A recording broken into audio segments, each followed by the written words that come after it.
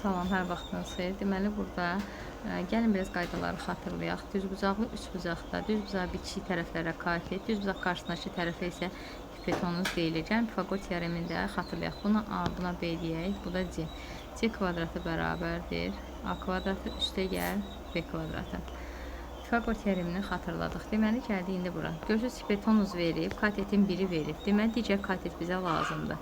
Düstur necə idi? 25 bərabərdir, yəni C kvadratı bərabərdir 16 4-ün kvadratı üstə gəl x-in kvadratı. X var burada, gəl bunu A eləyək.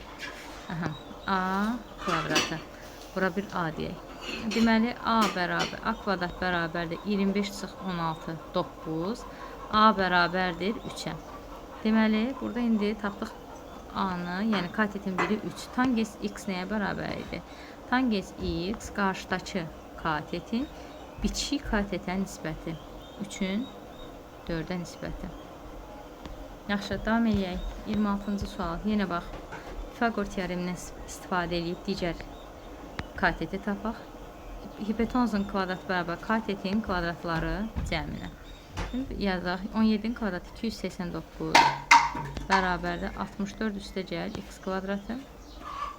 X kvadratı bərabərdir 225-ə. 225 də 15-in kvadratıdır.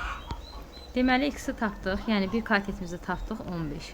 İndi kosinus x nə idi? Kosinus x bitişik katetin hipotenuza nisbəti 15 bölü 17.